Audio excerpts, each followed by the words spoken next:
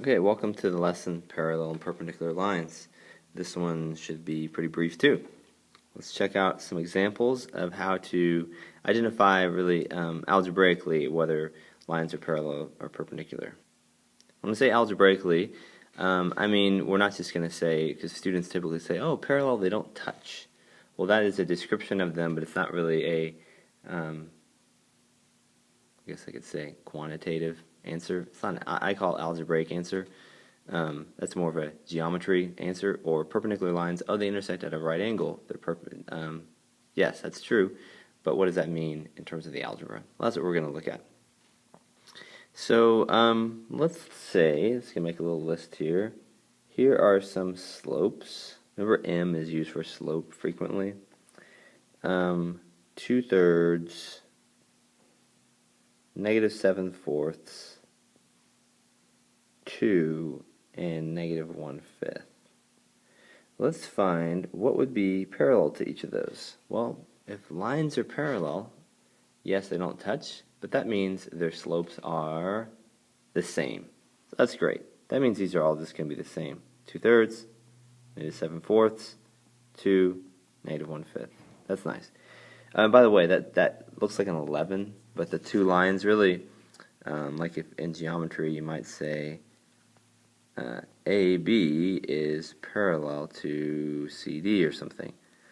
So they're two lines. They should be kind of abnormally tall, maybe a little taller than a line, or at least, and they're pretty close together, closer than like the ones and an 11. But they frequently look kind of like an 11, but just from context, you should know that they mean parallel. Perpendicular is just an upside down capital T, like that. So great abbreviation, because perpendicular is really just a crazy long word. So perpendicular, what does it mean when they're perpendicular? Yeah, they intersect at a right angle, but algebraically, how do you describe their slopes? It's not the same, that's parallel.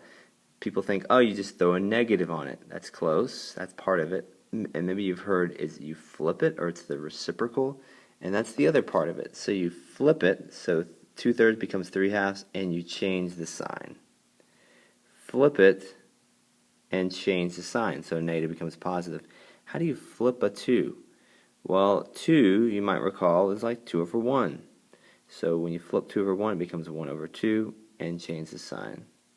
And if you flip 1/5, it becomes 5/1, change the sign, becomes positive, and we often just call that 5. I'd be fine if you called it 5/1 in the context of slope. So that's pretty much all there is to it. Let me show you one other thing.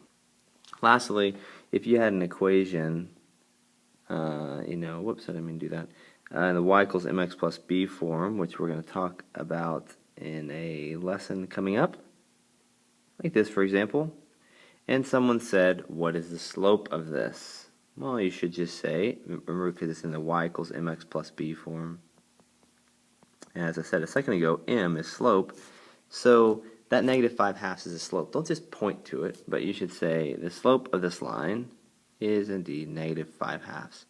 So if someone wanted you to, and we'll do this in a later lesson, to maybe write another line equation that's parallel to this one, then it should also have a slope of -5/2. What if someone wanted you to write the equation of a line that was perpendicular to it?